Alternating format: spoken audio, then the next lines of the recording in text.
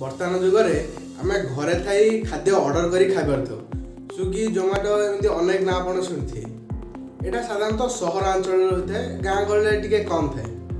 କିନ୍ତୁ ମୁଁ ଆଜି ଗୋଟେ କଥା କହିବି ଯାହାକୁ ଆପଣ ଶୁଣିଲେ ବୋଧେ ବିଶ୍ୱାସ କରିପାରିବେନି। ଉବର ଇଟ୍ସ ପ୍ରଥମ ଥର ପାଇଁ ସ୍ପେସ୍ରେ ଖାଦ୍ୟ ପହଞ୍ଚେଇଛି। ସ୍ପେସ୍ରେ ଏହି ଖାଦ୍ୟ ଡେଲିଭରି ଜାପାନର ଜଣେ ଅନ୍ତରିକ୍ଷ ଯାତ୍ରୀ ଉସାକୁ ମେଜାମା 8 ଘଣ୍ଟା 34 ମିନିଟ୍ ସମାନେ 243 ମାଇଲ ଗତି କରି ଖାଦ୍ୟ ଡେଲିଭରି କରିଥିଲେ। ସ୍ପେସ୍ରେ ତ ଖାଦ୍ୟ ଡେଲିଭରି ହେଲାଣି, ଆମେ କେବେ ସ୍ପେସ୍କୁ ଯିବା? ଆପଣଙ୍କୁ କ'ଣ ଲାଗୁଛି? ତଳେ କମେଣ୍ଟରେ କୁହନ୍ତୁ। ଆଉ ଏମିତି ଓଡ଼ିଆରେ ଫ୍ୟାକ୍ଟସ୍ ଜାଣିବା ପାଇଁ ଏହି ଚ୍ୟାନେଲଟିକୁ ସବସ୍କ୍ରାଇବ୍ କରିଦିଅନ୍ତୁ।